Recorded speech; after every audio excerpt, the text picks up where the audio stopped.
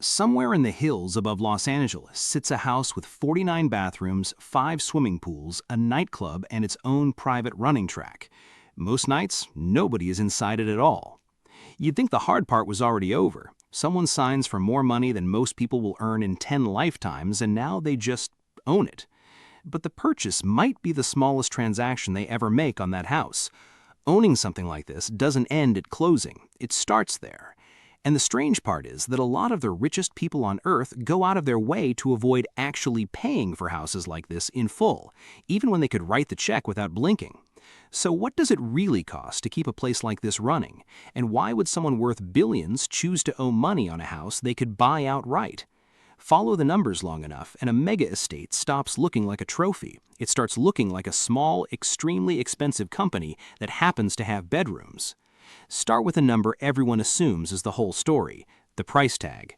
A mega estate, the kind with double-digit bedrooms and a screening room and maybe a vineyard, can run anywhere from 20 million into the hundreds of millions. That's already a staggering figure. Treat it as an entry fee, though, not the bill, because the moment the sale closes, a second, quieter number starts running in the background, and it never stops. Most estate managers and luxury real estate advisors use a rule of thumb here. Budget somewhere between 1% and 3% of the home's value every year just to keep it standing. Not upgrades, not renovations, just maintenance. The industrial HVAC systems fighting the heat load of 20-foot ceilings, the roofing, the pool equipment, a rotating cast of contractors on call for whatever breaks next in a house with too many rooms to count. On a $20 million estate, that's $200,000 to $600,000 a year before anyone is paid a single staff member.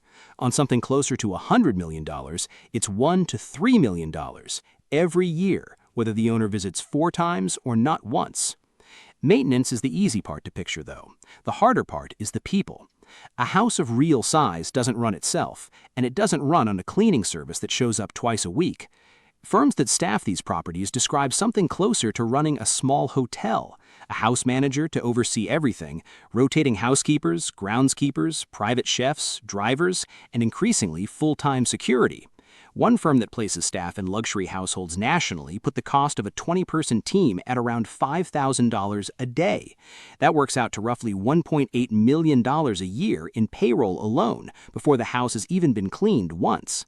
That's a fixed cost. It runs in January the same as July. It runs whether the family is there the whole summer or on the other side of the planet. Then there's the government's cut. In a place like Los Angeles County, property tax runs at around 1.25% of assessed value, recalculated year after year against whatever the property is worth. On a $100 million estate, that's over $1 million annually for as long as the deed carries the owner's name.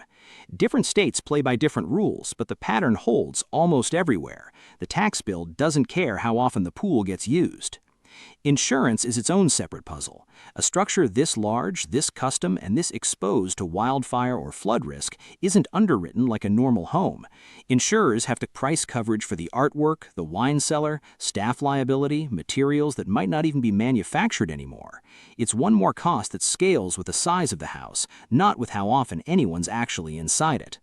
Put the maintenance, the staff, the taxes, and the insurance together on something in the $100 million range, and it adds up to something like $2 to $6 million a year just to exist before the owner has done anything except own it. Now here's where it gets strange. You'd assume that once someone can genuinely afford a house like this, the obvious move is to pay for it outright. No debt, no interest, nothing hanging over it. Most of them don't. Beyoncé and Jay-Z, worth well over $1 billion combined, took out a $53 million mortgage on an $88 million estate. Mark Zuckerberg refinanced his home after his net worth had already passed $15 billion. Even Warren Buffett, a man whose entire reputation was built on warning people away from unnecessary debt, took out a mortgage on his own house decades ago and still tells other buyers to do the same. None of them needed the loan. That's what's worth explaining. For someone with real wealth, cash sitting inside a house is cash doing nothing. Money tied up in real estate can't be invested. It can't compound. It can't move if a better opportunity shows up next month. A mortgage lets the owner keep that capital working somewhere else, in a business or a portfolio. Anywhere it might earn more than the loan costs. Borrow at 6%, invest it at 8%, and the house just quietly turned into a financing decision instead of a purchase. which means the mansion everyone imagines being paid for in cash is often the most leveraged thing its owner holds. The equity is left deliberately incomplete, not because they can't finish paying it off, because finishing would cost more than owing does. That's why the purchase price was never really the story. The real economics of a mega estate live in the years after closing, not the day of it. If you had the choice, would you pay cash and own the place free and clear, or finance it and keep your money working somewhere else? Not as easy a call as it sounds. I'd take the mortgage. Curious which way you'd go. Everything so far assumes a fairly normal year. Steady income, no surprises, the bills just get paid. Ownership doesn't always cooperate. In 2014, a developer named Niall Naimi broke ground in Bel Air on what he intended to be the most expensive house ever built. Over 100,000 square feet, 21 bedrooms, 49 bathrooms, 5 pools, its own running track and nightclub.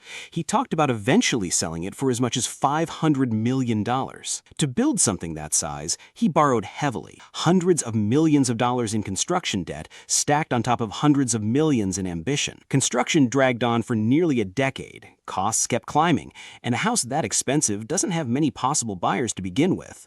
The pool of people who can pay 9 figures for a single home is small, and it shrinks fast the higher the price climbs. By late 2021, the project was in default. The company behind it filed for bankruptcy, and the house went to auction with a $295 million asking price. It sold for $126 million.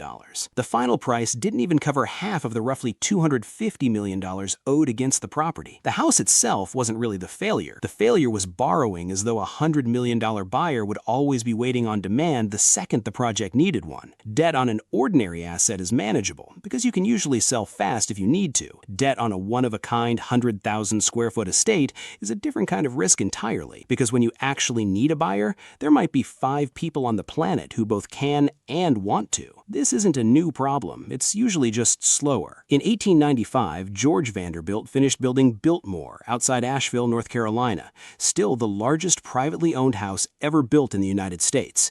200 rooms, its own brick kiln and railroad line just to construct it. It cost around $5 million to build, well over $100 million in today's money. Running it cost real money too, by some estimates several $1,000s a month within just a few years of opening, at a time when that was a fortune on its own. Then a new federal income tax arrived in 1913, and the math stopped working. Vanderbilt sold off 87,000 acres to the federal government before he died, land that's now a national forest. His widow kept selling off pieces of the estate for years after he died, just to keep the core of it standing. By 1930, in the middle of the Great Depression, the family did something George Vanderbilt would have found unthinkable. They opened his private home to paying tourists. It still wasn't enough. 3 decades later, in the early 1960s, the estate was still losing $250,000 a year. It took another Vanderbilt descendant coming back to run it like an actual business, not a residence, before Biltmore finally turned a profit. The first year it did, in 1968, the estate made $16. $16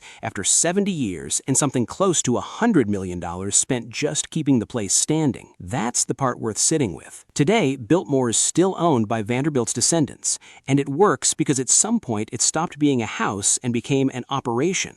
There's a winery on the property now, an inn, restaurants, event space for weddings, and over 1 million paying visitors a year. The estate survived by turning its single biggest liability, its own scale, into the thing people pay to come see. That's really the difference between the estates that last and the ones that don't. It's not the size of the house. It's whether the owner treats it as a permanent obligation that needs an actual plan, reserves set aside, some kind of income if possible, a structure that can outlast one person's cash flow, or whether they treat the purchase itself as the finish line. The families who keep these places for generations aren't the ones who spent the most on the house. They're the ones who planned for the bill that shows up again next year, and the year after that. So picture that Bel Air house again. 49 bathrooms, 5 pools, sitting completely empty on an ordinary Tuesday night. It's easy to look at that and assume the owner is failing to use what they bought. But an empty mega estate isn't necessarily proof of waste. It might be the most honest picture there is of what this kind of ownership actually is. Not a lifestyle running at full capacity, but a very large, very permanent bill quietly due again next month whether anyone's home to see it or not. A mega estate was never really a house. It's a decades-long financial commitment that happens to come with a view. Would you actually want one of these if you had the money? Or does knowing what it costs every year afterward change your answer? Let me know in the comments. And if you like finding the real economics underneath things that look simple on the surface, subscribe. That's what this channel's for.